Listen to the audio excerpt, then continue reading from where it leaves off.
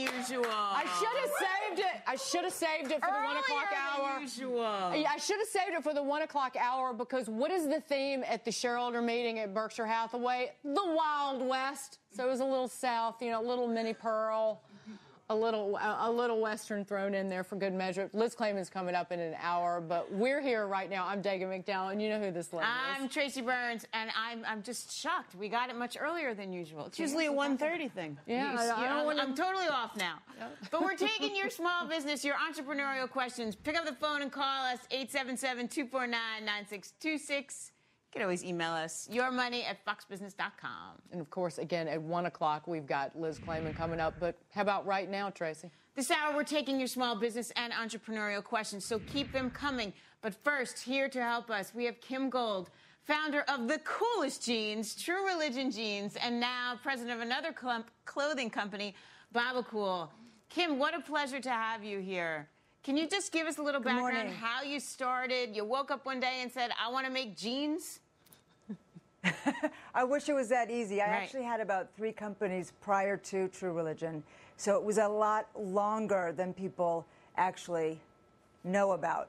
But I've been doing it for a really long time, really interested in fashion. It was really my passion, and just kept on doing it and got really, I would say, lucky, maybe.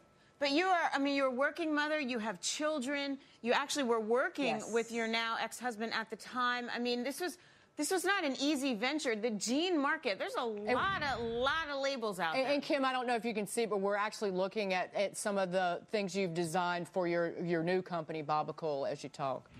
Oh, great. Okay. But go ahead. So start, I guess, with True Religion. You had a lot going on, and yet somehow you managed to launch this amazing company. Yes, I think with 3 boys, that alone is an arduous process at best. But I think my personality is such that I think it's important for a woman to work. I think we can do it all. It's challenging, but I did it, and I'm still doing it. So I think amen, sister. But I have 3 kids, too.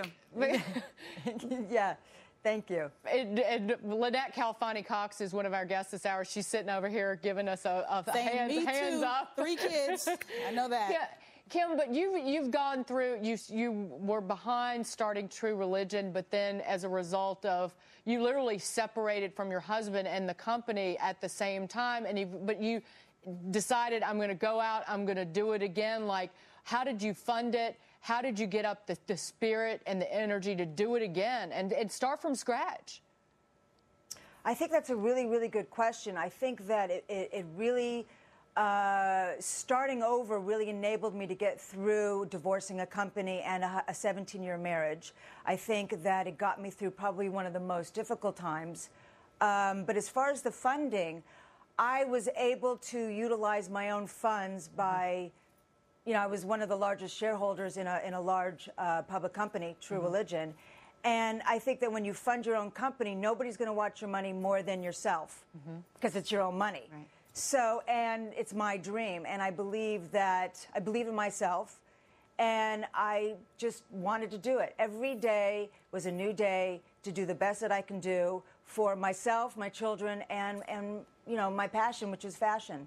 But I love this because, you know, there's so many women. I am single mother myself now.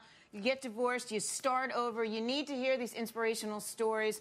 I guess that's fodder for another show, but just to get up or pick yourself up. That's a book. And it's like 10 books. It's an encyclopedia. What it takes to get up every day and keep forwarding forward. And so now you got just yet Good another cup of coffee. Yeah. Or a martini most days, if you ask me. Thank you. So, yes, after now the you coffee. have this fabulous, fabulous company. You're an inspiration to your boys. I mean, what's next? Do we go global? Do you sell it and move on? I am global already. Good for you. So I think my yes, thank you. I think my relationships, my long-withstanding good relationships, you know, West Coast, East Coast, and internationally, and Canada, with my proven record, my shipping on time, my good quality. And I think in this economy, most importantly, is the quality, your integrity, shipping on time, and having a relationship with the people you do business with. If designers or people who are manufacturing realize that you're partnering up with the retailers, you know, that's half the battle, and you have it's a relationship business. And I believe that the 25 years that I've been doing this, people, especially in this economy, people say, hey, you know what? We know Kim. She's been doing this a really long time. We'll give it a go. I have a proven record. So it was before True Religion, like I said earlier, that I've been in this business. So, yeah. Kim, I'm so excited that you're here with us for the whole hour. Again, Kim Gold, Yes. founder of Babacool, also founder of True Religion. You know what the fanny looks like. But right now, it's 6 minutes past the hour and time to welcome our listeners on Sirius and XM Radio. I'm Dagan McDowell along with Tracy Burns. This is Your Questions, Your Money on the Fox Business Network, and it's about your business in the next hour. So call us, 877-249-9626. You can always email us, yourmoney@foxbusiness.com. Of course, we were just talking to Kim Gold, but also here to answer your questions. We have a full house. Dani Babb is still with us. Dani Babb of the Babb Group and author of Accidental Startup. John Rutledge of Rutledge Capital. Venture capitalist as well, the money coach, Lynette Califani-Cox. And Mark Suster is here of GRP Partners. He is your venture capitalist for this hour. And Mark, and we've got a very special segment coming up, Mark. So the pitch is here. That's coming up about the bottom of the hour. So it's exciting to see you. And, of course, Kim Gold of Babacool. Babacool. Did I say it right, Kim? Babacool. yes, you did. Babacool. Yes. How'd you come, again, but you were talking about your relationships. You were talking about all the years you'd spent. So there was no chance when you decided to start another company that you would do anything else but clothing and fashion. Well, I did jewelry because I wasn't allowed to do clothing. Right. Right, because you had a non-compete for a while, right? So then you had yes, to I find did. something else, but you still stayed within the fashion world. Right. I don't think jewelry is non-fashion. I was thinking of like coffee. So you didn't. I should invest in coffee. You know, but I want to say that I gave up a large sum of money, a monthly check, to go back into clothing. That's how important it was for me from True Religion, because I was still consulting. Right. And it was more important to me to continue to do what I wanted to do on my own terms. So, Kim, that's passion and devotion there. tell people how they can Yeah, that find is. your stuff.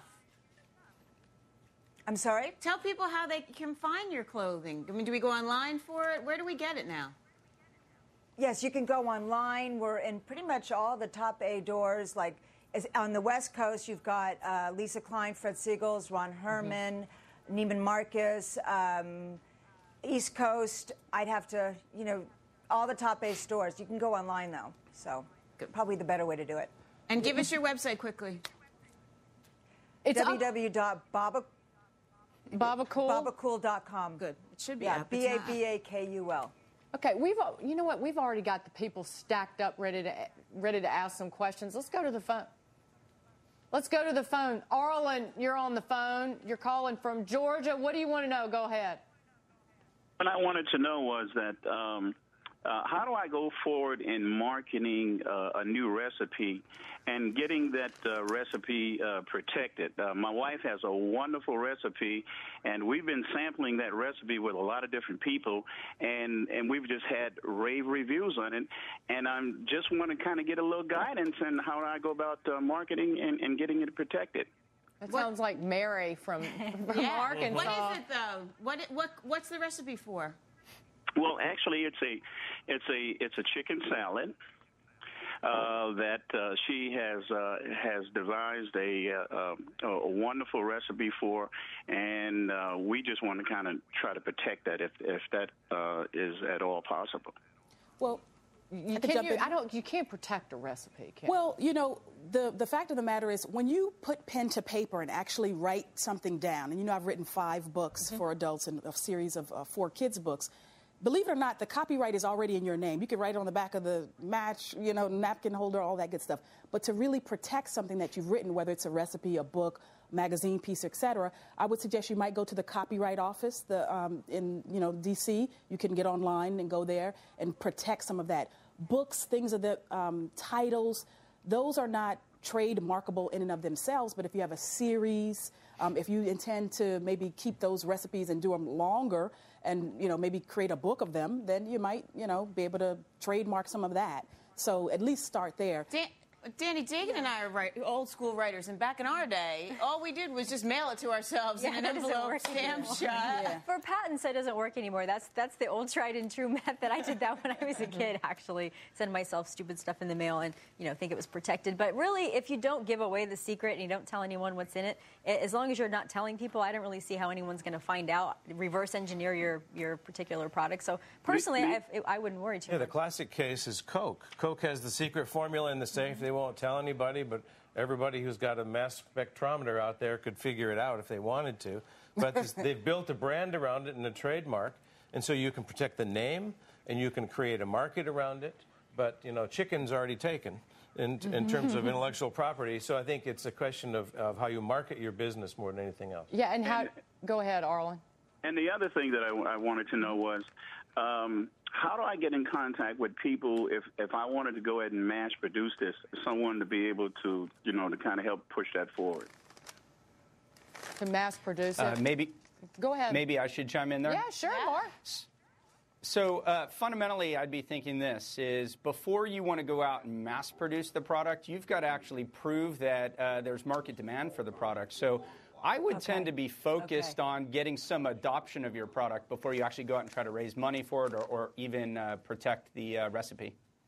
Right, that's making small batches of it. And you do need to check with, if you're going to make food, you need to check with your local health board just to know where it should be made, all the regulations that are involved in actually preparing and producing food. Because, again, Fizzy Lizzy was on, Liz Morrell, and she said that she actually did a small batch of the drinks and took them to a professional bottler to make sure that she was covered in terms of the pasteurization. But what do we do with this recipe? Do we start bringing it to family picnics? Do we how does he get it out there? How does he get it in the local restaurants? I think the recipe is not what's going to sell. I think it's the product produced from the recipe that's going to sell. And you need, my old friend Peter Drucker used to say, you need a customer. And the best way to get a customer is in your local market or your local town, where you can find local shops that'll take it on. And then you can try and push it through food channels. We've had on here our Overstock.com CEO, Buddy, who has a channel of their business specifically devoted to brands like yours. So if you wanted to have the Arlen brand of, although your wife wouldn't like that, of chicken salad, you can push it through a distribution channel like that. There's also, we've talked about before, a website called Foodsy.com that's specifically for small branded things where you take a case of it and drop ship it to a customer someplace. But you're going to need a customer before anything else happens. And I agree with Mark, that's the first step. Yeah, and, the sky's the limit, Arlen. The founder of Honest Tea literally cooked up Honest Tea on his stove here in New York City, and one of his first targets was Wild Oats, wasn't it? It was wound up in Whole Foods. And now right, so you could end up in, like, TGI Fridays. Right.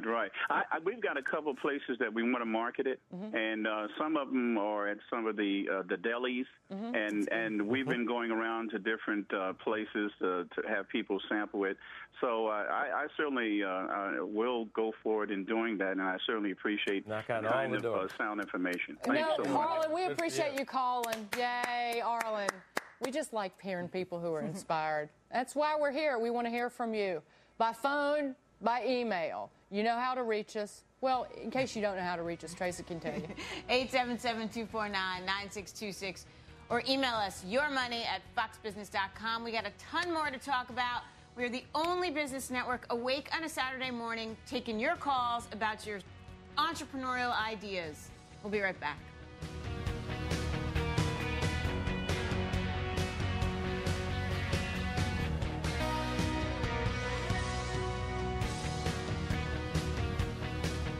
Your Your questions, your money, your business here on the Fox Business Network.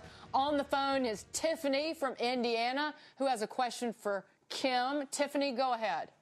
I'm starting a denim line for curvy women, and I was wondering, what is the first step that I can take to market myself, and what is the first steps to get started?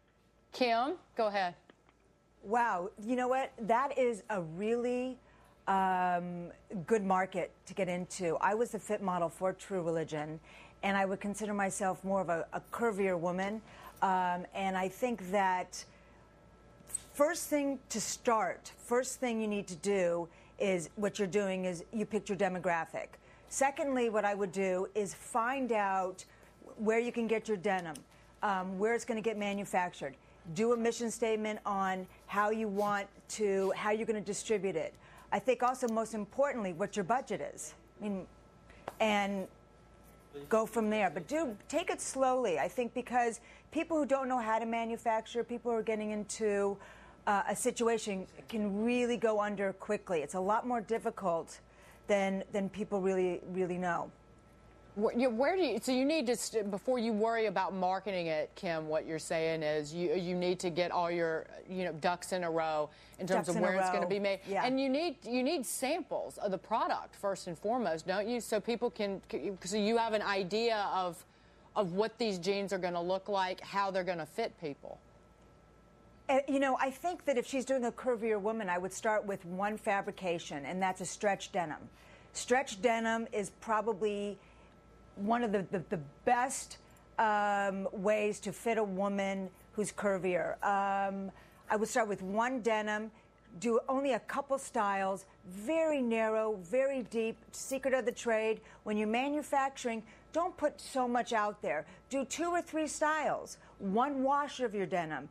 So, and that makes the person who's actually the designer and manufacturer of this product looks like they know exactly what they're doing. You're offering what you believe in. A woman's not going to buy more than 2 styles in her wardrobe a season anyway right now.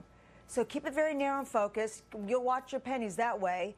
And do stretch denim. Kim, never rigid. You said that when you co-founded the company, you actually went out wearing them yourself, giving them out to people. You got them into stores, although you did say that Scoop, which is a high-end store, returned them. But you kept out there. You just kept giving them out. It's interesting. The first year of business we started with, we manufactured 5,000 men's jeans, which are not stretch. So we probably started that whole boyfriend style about 6 years ago. And I was just wearing them, my sisters, my friends. I went into all the stores. I went into Barney's. Everybody was wearing them. And I think that when you have people, especially your family and friends who support you, word of mouth about the product is the best way to promote and market a company. Absolutely. We didn't do any advertising for True. Kim, you actually came up with a really good idea. Like, you get all of your female friends and all of your relatives, and you put your jeans on all of them, and you march them in to one store and act like they're not together. And then the store is like, where are you getting these jeans? These jeans are great. Jeans are all about the butt. If your butt looks good, show the butt. Okay, this is your horseshoe, and about half my jean collection of about 50 pairs has your horseshoe. About the butt. If you can make a girl's butt look good, she's going to buy them. It doesn't matter. So the moral of the story is you have to start a business, you have to put your butt on the line to make it work for you. But look, there's an important thing. I mean, you've got the best person here with Kim to tell you how to do this. But look, the most important thing she said was in the very beginning is you have to try a lot of things in order to succeed. You don't always succeed your first time. Sometimes it's your 4th time. Sometimes it's your 12th time. You can die more than once and still really have a great success. So don't be afraid. Start that first pair of jeans. Get them out there. Take them in the stores. And do it, as Kim says, on the cheap so you don't run out of cash. And Mark, I want you to get in here because if you look at GRP, the partners of the firm have been around, I'm looking here, Caribou Coffee, P.F. Chang's, Starbucks, Starbucks, Jamba Juice. So I think you have some good ideas about marketing. We've done some small companies, yes. In fact, we invested in Costco when they only had 2 locations. But Let me say this. I'm a two-time entrepreneur myself. I built and sold 2 companies. One cautionary note I'd have, not only for the caller, but for a lot of companies I see, the whole discussion I've heard today has been about product. I think the best companies start with customer, right? So what we need to say is, you've got a customer today, you're targeting curvier women. What are existing products not doing to satisfy their needs? And you need to design a product that really is going to target that. Start with the customer and then build backwards. What channel do I reach that customer? How am I going to develop a message that's going to excite that customer? But it really needs to start from solving a need that doesn't exist today. Make her butt look good. Yes. That's the answer. That's a good one. Most importantly. Absolutely. And Yes. his men are the ones with the butt They problem. sag. They sag. The jeans women. sag Hey, on wait a men. minute, wait a minute. I don't know. Men's, you know what? But again, we had Bonobos on, and that's what they're doing. The men's the online. And Tiffany, the barriers to entry right now are probably the lowest that you're going to Absolutely. see in many, many years. If you want to take this online, there's so many opportunities for you to take this and run with it. You want to I was add gonna- something? Yeah, sure. I was going to say, Dani was mentioning earlier about blogging and getting online and doing things virally. And when you're creating a product that you're saying, you ask the question about how can I promote my brand and me personally, the viral market is important because you're going to create brand ambassadors. If you get a whole bunch of women who love those jeans, they're going to go tell their sisters, their girlfriends, everybody they know about it, and that's what's going to Lynette, spread like this wildfire. product jumps out at you as a YouTube product. You know, do short little videos. You can do them for nothing with little cameras like I've got here. Put them up on YouTube. Put as many as you want. Make them look good, And let them they go will around get and show it. blasted out there across the internet for you. And you think the guys send won't be them. watching those videos? Right. Women are standing up saying, look at my butt, it looks good, you know? Here we go. You'll get 1 million hits, I can guarantee you. know? Tracy and I will not We're gonna sing that dance. song. Channel. No, All right, we got more answers to your questions ahead. We will not sing, but call us. Call us and send us your emails. And don't go anywhere. Liz Clayman is joining us, of course, in the next hour, live from Omaha, Nebraska. Not only will she be sitting down with some of the biggest names in business, she's also going to be talking to Warren Buffett's kids. This is the Fox Business Network, and this is the only place you will see that. You will see us. We will talk about business live on a Saturday. And you can see Dani's butt.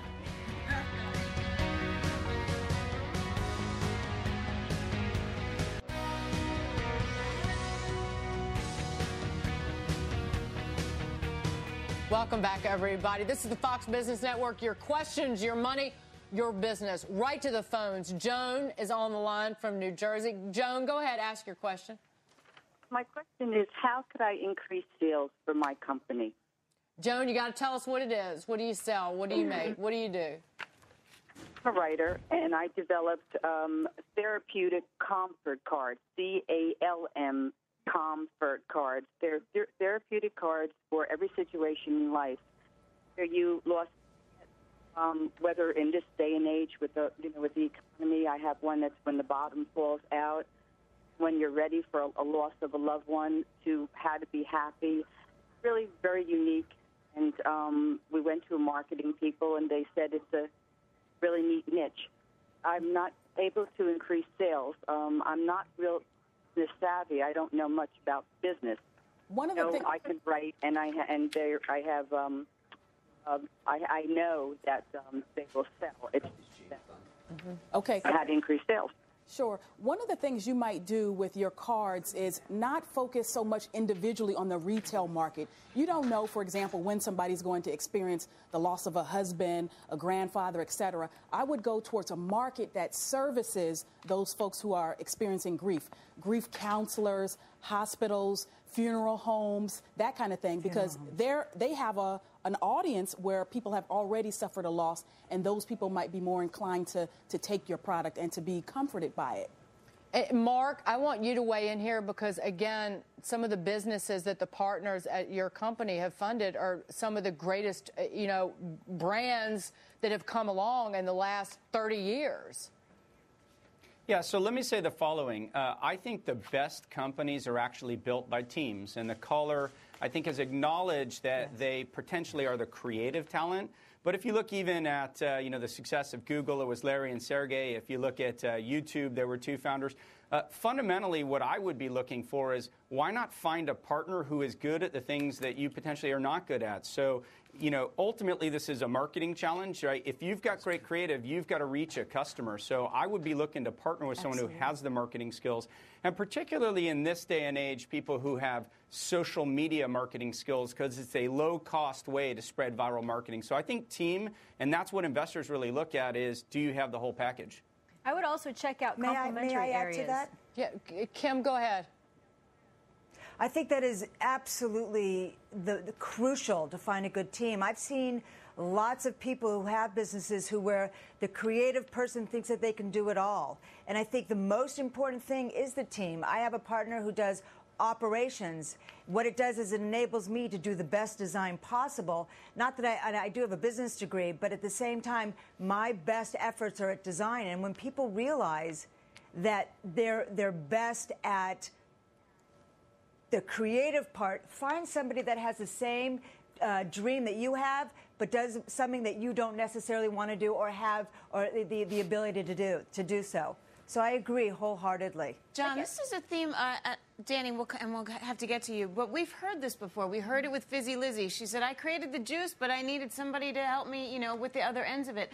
How does Joan now go about finding someone who is got the business savvy that she needs to get her cards out there? Well, there's always one person or sometimes a few people who have the blue flame coming out behind them that really get a business started and going, and they want to drive it. And so that sounds to me like that's you, Joan. You have to find a way to get the product to the market.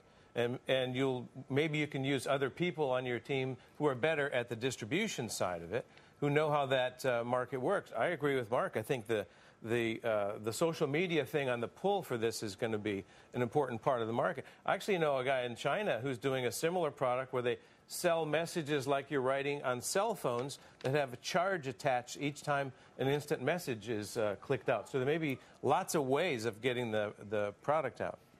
Joan, there may. I would also. Joan, you may not be able to afford a partner just yet, or you may not be able to incentivize a partner. And if that's the case, I would check out areas that are complementary. Hospital gift shops, using the internet where products that are complementary to yours are already sold. You're going to seminars, partner with nonprofit organizations that help people through the same things you're talking about. Go to bookstores. Just look for the complementary goods. Mark, go ahead. You wanted to say something?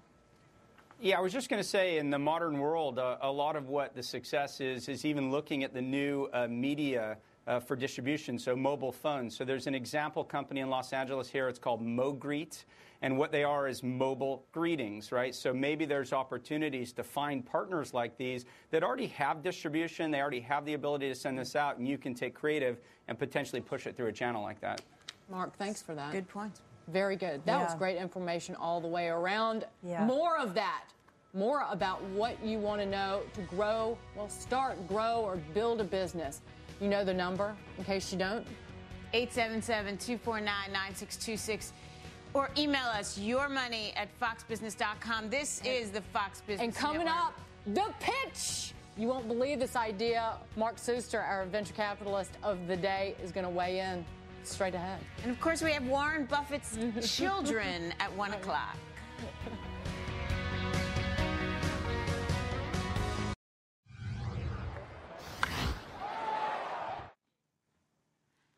Hey, happy Saturday. All right, this is the coolest part of the show. Millions of people have great ideas, and just sitting here, actually, my mind starts working. I actually have them, too, now. But the biggest hurdle, of course, is money, so where do you find the financing? Well, we're asking our viewers to submit their ideas to us, and each week we'll choose one budding, fabulous entrepreneur to pitch their idea to a venture capitalist. How cool is that? And that's why we call it the pitch. So cool. All right, joining us today is Reynolds Marion of Florida. He is joining us from Jacksonville. He has an incredible invention and is very close to production. And so Reynolds is here to pitch his idea to venture capitalist Mark Suster of GRP Partners. So Reynolds, you just take the ball and run with it, even though that's not a baseball analogy. Go ahead, Reynolds. How are you guys doing? I love the show.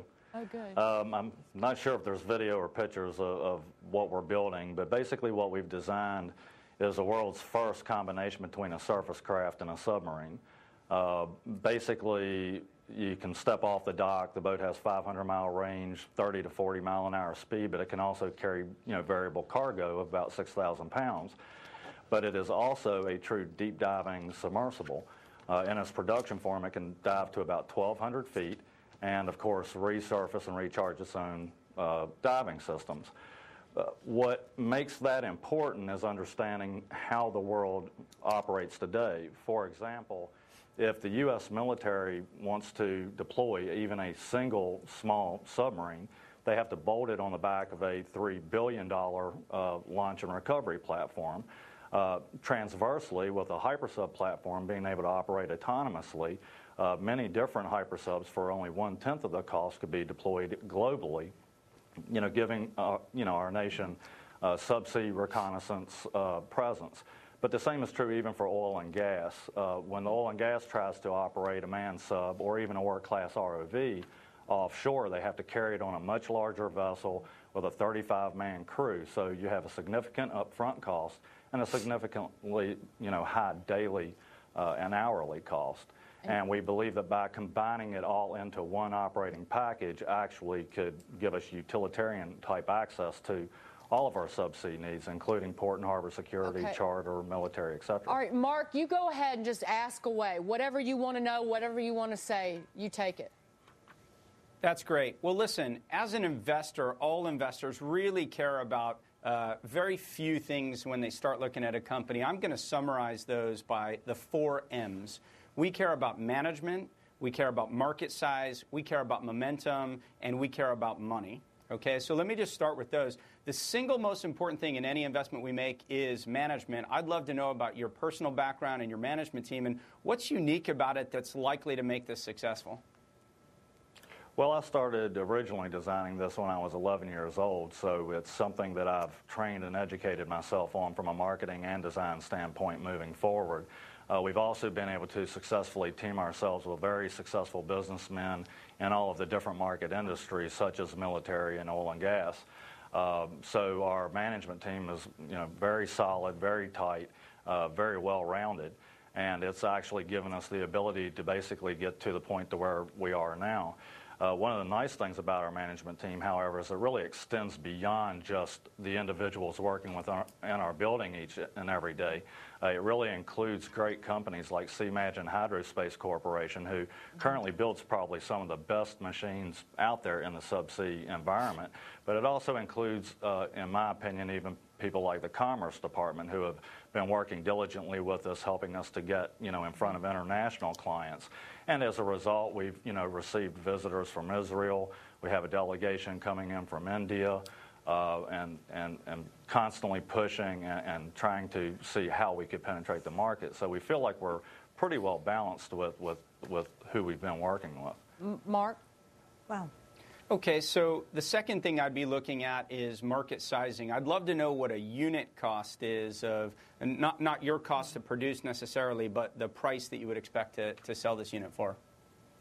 The competitor-type products, such as work-class ROVs and other substantial manned subs, typically sell for about $4.5–5.5 million. But of course, they come attached with that, having to be a part of that larger system we were discussing, such as a very large surface vessel, whether it's a yacht or a deployment vessel for oil and gas, or even, with the military needing a nuclear deployment asset. So the upfront cost to put a deployed asset into the water with our boat is significantly less, and the operating cost continues to be significantly less also.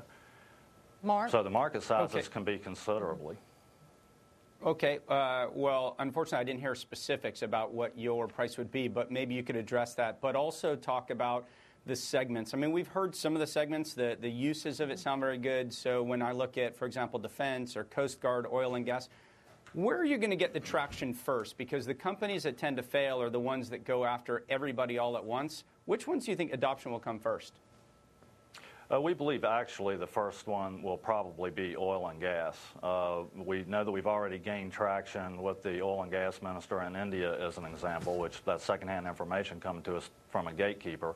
But because this particular platform has the ability to capture all of the working space from 1,200 feet and up, allowing work-class ROVs to move into deeper water, which is where we're currently trying to work and drill, we feel that that would most likely be the very first place to gain traction. Of course, we've already briefed the U.S. military several times on it, and it's even gaining traction with them. So it's difficult to say which one would actually break first. Do you have any sense for the existing market size for competitive type products? And have you done any analysis to figure out how many units in total you think you could sell when you got to scale? Let's call it 4, 5, 6 years out. How many units in total market size you think you'd be at? When we've looked at our markets, the numbers get kind of crazy because you're trying to analyze a market like you would have for the helicopter before it existed. So it's very difficult to do that.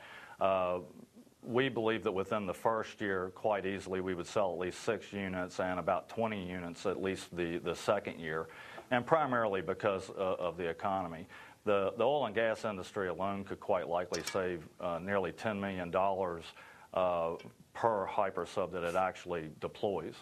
So the market size, depending on which one you're looking at, I mean, could be considerable. I mean, take as an example just the U.S. military. The U.S. military could first approach us by being interested in 2 or 3 of these to learn more about them. But once they realize all of the useful aspects of the boat and the very low cost of it, orders could significantly expand, and who could say what the size would be. Reynolds, how much money are you looking for in money do you need to grow it here? Because you've raised $1 million already. $2 million. We've actually raised $2 million to date, basically through friends and family.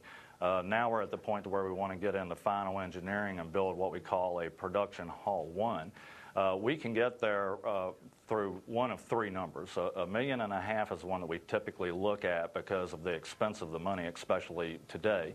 But, we could work with $3 million or even $5 million. The reason we kind of lean towards the $1.5 million number is primarily because that would give us the ability then to basically launch the company from a promotional standpoint and also to get through most of our final detailed engineering. If we are reading the signs correctly, we already have sales perhaps moving closer to us.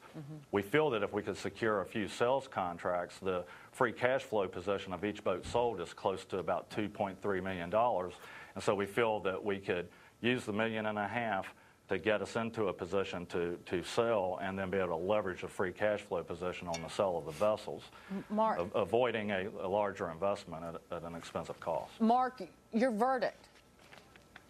My verdict, well, listen, I think it's a very interesting company targeting a market where there's a clear need. The best companies are the ones that have something completely disruptive, meaning massively lower costs and have a clear use case. I think this company has it. So, if you focus on the sources of capital that you're most likely to be able to raise capital from, and I think you're right to raise a small amount, I think this could be an incredibly successful venture. Any guidance on where you should go for the capital? Yeah, absolutely. I would start, first of all, the NVCA, the National Venture Capital Association. They have a listing of all the venture capital investors. It's important that you focus on someone stage appropriate, so you want an early stage rather than a later stage investor. You want to focus on people who have done materials before, so don't approach an investor who's only done technology. And I'd also encourage you to look at the bios. I'll give you 2 examples. Here in Los Angeles, you have Samit Varma from Anthem Partners, who was a Naval Academy grad and actually worked 7 years on submarines or 8 years on submarines. You have Bo Lasky from Steamboat Ventures. It's the Disney company. He's a former Navy SEAL. So if you could focus on investors who invest in materials, people who have relevant experience, I think you're going to get this capital raised. Oh, great.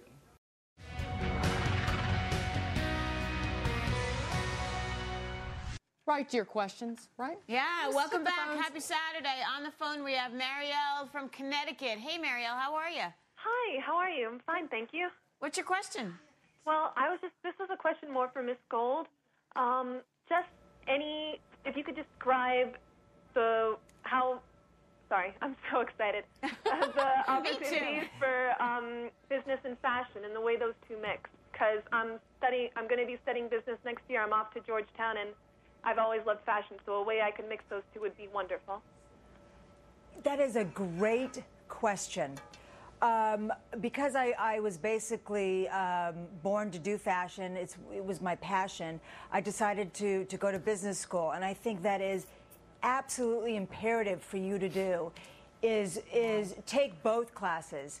Take sketching, take pattern making, go to, if you could take some, it's more important to be in business if you already know fashion, but I think to do both is imperative. What we stated earlier is if that's your driving force, you'll be the creative person if you want to go into business. You'll also have the business side, so when you do have somebody else on your team that's business, you're able to participate in those meetings. Absolutely imperative that you do that. It's a great question. That would be my one advice to people who want to go into fashion. Learn the business side, know what you're doing, know how much something costs, know how much you want to sell it for, what your margins are, if you want to sell it down the line, what your passion is to know, but how to make money with your passion. Best question. And I hear internship. Like when you're not in school, you better get to work. And another thing, though, don't necessarily think that the two are mutually exclusive, that fashion is totally opposed to business. Mm-hmm. My husband, who, just like myself, he's a business owner. He actually has a degree in business, and his area of emphasis was in retailing. And so that's something that could definitely help you. You know how to manage inventory. Absolutely. You learn about sales. You learn about distribution. And all of that is directly applicable to the fashion industry. But you get your business. But I think to Kim's point, it's, my mom, actually, I have to shout out to her. She always said to me, he who knows the books knows the business. And no one can pull the wool over your eyes. So no matter what you get into, right, John? No matter, you could make widgets. You can make coffee. As long as you have some vague understanding of what's going on, you're always in control. You have to know business to run a business, but you also have to love something to start a business, and you have to know how to do the stuff. I think Kim's advice is great, which is the idea of the MBA with the fancy shoes, coming out of school, can do anything. I think that idea is gone. You need to be able to understand your business from the ground up in order to run it. Best businessman I ever knew is a former partner who used to be chairman of Adidas. He used to go in the plants. He'd start in the loading dock. He'd talk to every worker on the way up. By the time he got to the CEO's office, he knew everything happening in that company. You need to know all of those jobs to run a business. Mark, do you agree? Listen, John absolutely nailed that. One of the biggest problems I see with entrepreneurs who come in and present businesses that they think they're going to make money in, and you can just tell that they're not passionate. You have to wake up really passionate about what you do every day. And when you can combine your passion and knowledge of a business with something that can make a bit of money, that's when you're going to hit a home run. And Marielle? Absolutely. Absolutely. And Marielle, you're starting young. So you know exactly. Kick butt. You're way ahead of where I was then. I didn't even, That's a great question. And I had a meeting with a brilliant man by the name of Mark Cuban. And he once said to me, know your business, because if you've got a great idea, Kim, you've done really well. But when somebody gives you the money and you don't know your business, your dream is lost. And I've kept that in my head since then. It's a very good question. It's my mother. Got to shout out to my mother. She always said that. Yeah, shout out to the mom. Happy Mother's Day. And I learned what I didn't want to do watching my family run the family business. So, again, you learn from other people's mistakes. You learn what you don't want to do, and that was not something I wanted to run. Thank God they sold it. Coming up in the next hour. You want to talk about business?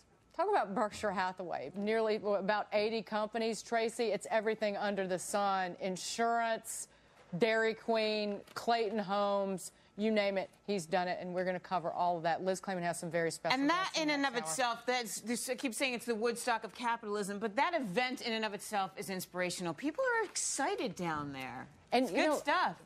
Forget the bad, forget whining about what the government's not doing or doing. It's about you and inspiring you, and we have so much more of that coming up. Stay with us.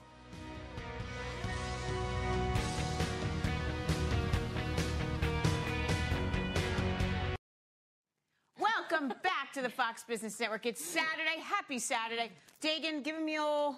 No, I already did it once. Come on. Howdy. Oh, that was so late. That was a weak one. You can do better than that. You can do better. Howdy. All right. We're here in PhD, listening to that, answering your questions about anything entrepreneurial, 877-249-9626. Always email us yourmoney@foxbusiness.com. But we're wrapping up this hour, and it's been a real special one. We want to thank Mark Suster for being here with GRP Partners, and also, of course, Kim Gold with Babacool, one of the co-founders, too, of True Religion. But, guys, we wanted to just quickly get some final words from you. Mark, quickly, final words for everybody listening out there. Listen, the most important thing for entrepreneurs is to link up with other entrepreneurs. That's where you learn a lot. And in this day, it's easier to reach out to people because of social media. I'll give you one plug.